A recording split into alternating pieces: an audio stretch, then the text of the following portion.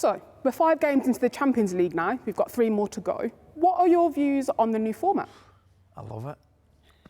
Honestly, I love it. It's like, because a lot of old people, including myself, right, don't like change, right? We're very sceptical of change. However, I reserve judgment until it get going a little bit, and I love it. I do. I really enjoy it. I think it's great that we've got a table we can look at as well. You know, normally in previous competitions, maybe there's been 6 or 8 tables and home and away. But I like the fact you can look and visibly see how a team is doing and what they need to do, all of them at the one time. And as I say, I'm really, really enjoying it. I think some of the games have been great. There have been some big score lines. I get that, I understand that. But generally speaking, I think we're getting a lot more bigger games, if you like, earlier on in the tournament. And I'm enjoying it. I'm inclined to agree with you, Ali.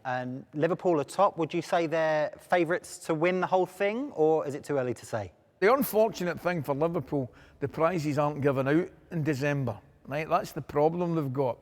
Because I expect Real Madrid to improve. You would expect Manchester City to improve. You know, you would expect Arsenal will be far better, and they are far better now that Odegaard's back, right? I'm sorry to say that. Now that Odegaard's back, they are far better. But right now, you'd have to say, looking at Europe, looking at the Champions League, Liverpool must be favourites for it.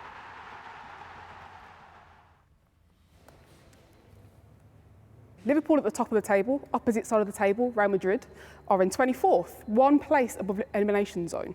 So they're doing well in La Liga, but what's happening in the Champions League? It's unbelievable. I mean, I can't believe it myself.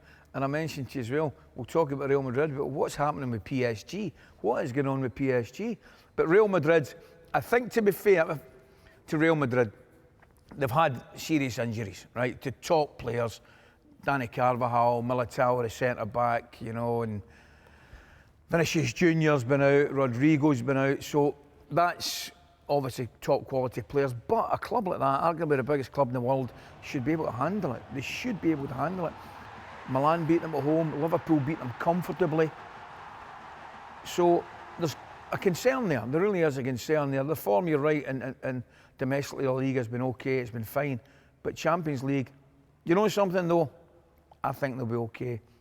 And Real Madrid, because history would tell you, January, February, when it matters, at the business end, when things really start heating up, they'll perform.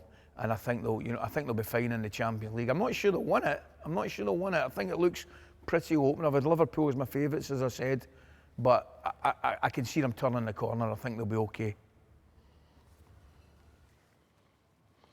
I'll be honest with you, Ali.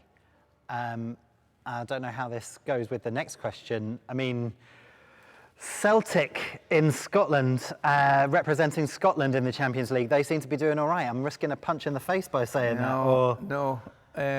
Only if you weren't telling the truth. You've been absolutely. The results have been great.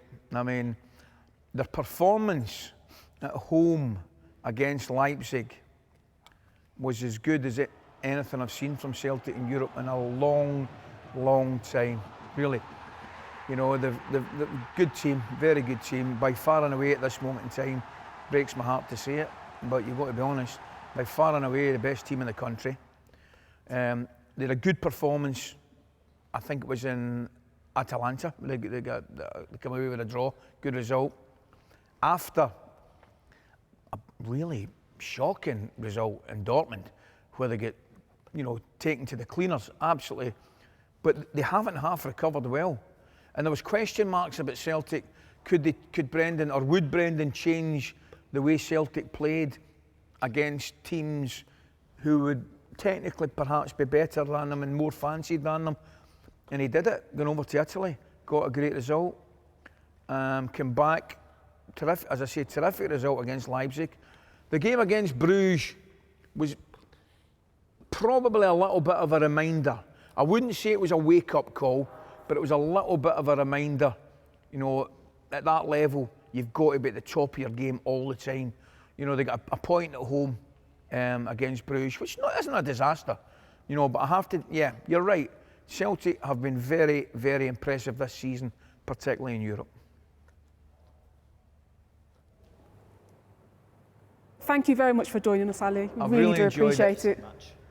Thanks for having me. We just want to wish you a very Merry Christmas in British Sign Language. So this is the sign for Merry Christmas. Yeah, give it a go. So, Merry Christmas. Lovely. Perfect. Thank you.